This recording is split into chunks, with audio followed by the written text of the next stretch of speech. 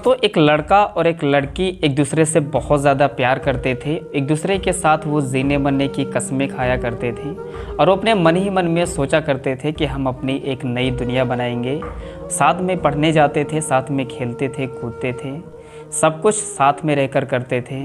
जहाँ तक वो जब धीरे धीरे जब उनकी युवावस्था आती है, धीरे धीरे जब वो जवान हो जाते हैं, तो वो अपने माँ बाप से शादी के बारे में बातचीत भी करते हैं और उनके माँ बाप इस शादी के लिए राजी भी हो जाते हैं। हालांकि उन दोनों की शादी तय कर दी जाती है और शादी की डेट भी फिक्स हो जाती है। जब शादी का दिन आता है तो लड़की कुछ ऐसा करती है जिसे सुनने के बाद आपको बहुत ज़्यादा दुख भी होगा, आपको तकलीफ़ भी होगी कि आखिरकार एक लड़की जो एक लड़के को इतना प्यार करती है और एक दूसरे के साथ मरने की कसम खाती है, वो आखिर ऐसा कैसे कर सकती है।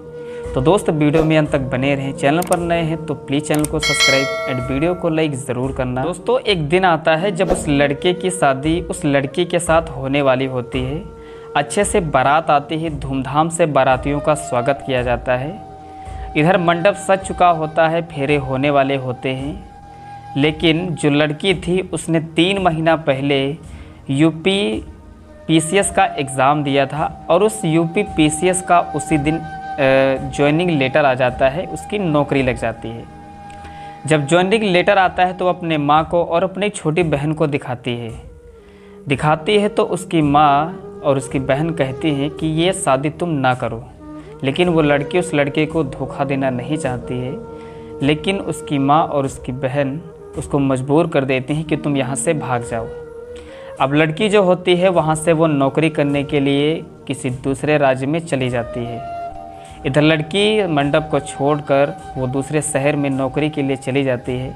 इधर दूल्हा जब रस्म शुरू हो जाती है फेरे की, जब दूल्हा घर में जाता है, उन दुल्हन का इंतज़ार करता है, काफ़ी देर इंतज़ार करता है, लेकिन वो लड़की जब नहीं आती है तो लड़का बहुत ज़्यादा दुखी हो जाता है। लड़के के पिता भी बहुत ज़्यादा दुखी हो जाते हैं और उस बारात को घुमाकर अपने घर ले जाते हैं। अब लड़के को उस लड़की के बारे में सब कुछ पता हो जाता है कि लड़की जो है वो एसडीएम बन गई है और मुझसे अब शादी नहीं करेगी, वो दूसरे राज्य में जाकर नौकरी करने लगी है।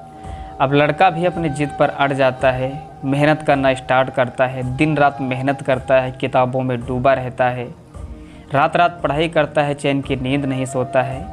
तभी उसी दूसरे महीने बाद यूपीएससी की वैकेंसी आ जाती हैं, जगह निकलती हैं।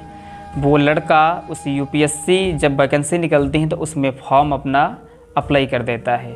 फॉर्म अप्लाई करने के बाद प्रीलिम्स की बहुत ज़्यादा मेहनत करता है, प्रीवियस ईयर्स के खूब पेपर सॉल्व करता है। 2 महीने बाद प्रीलिम्स का एग्ज़ाम होने वाला होता है।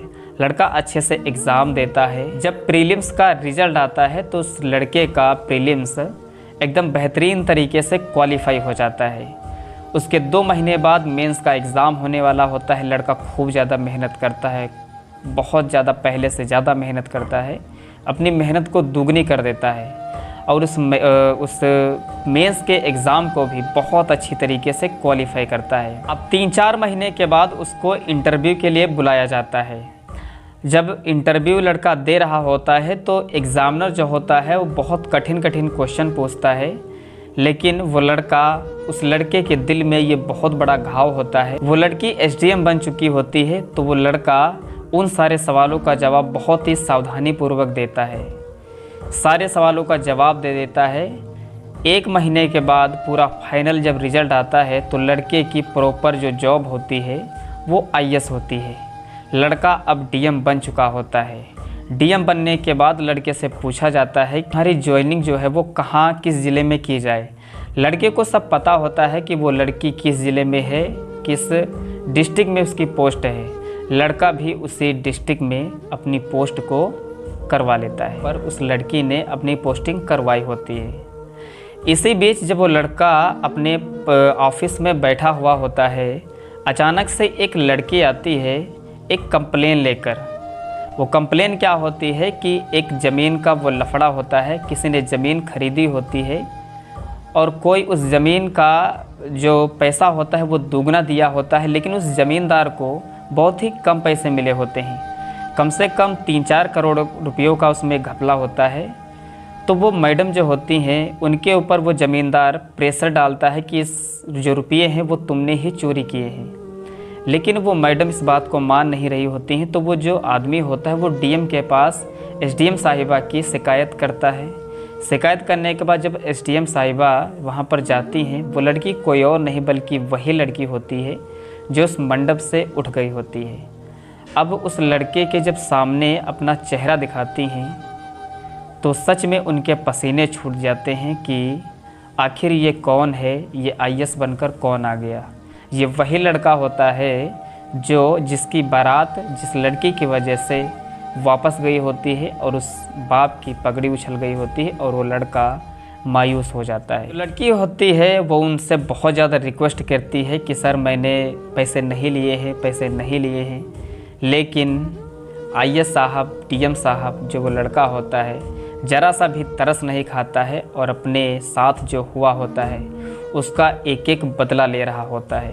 उसके सीने में वो आग जल रही होती है, उसकी जो बेइज्जती हुई होती है उसका वो हिसाब लेना चाहता है।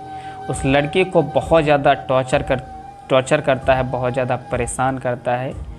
परेशान करना ही चाहिए, क्यों नहीं। अगर कोई लड़की किसी लड़के के साथ ऐसा करती है तो लड़का आखिर क्या करेगा।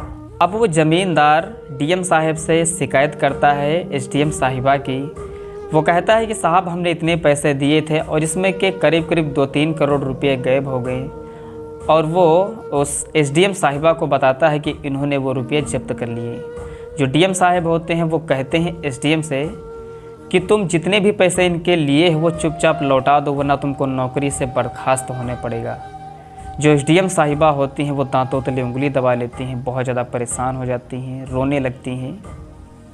लेकिन डीएम साहब को कोई भी तरस नहीं आता है। अब जो एसडीएम साहिबा होती हैं वो डीएम साहब के पीछे पीछे एक कठपुतली के समान नाचा करती हैं अपनी नौकरी बचाने के लिए।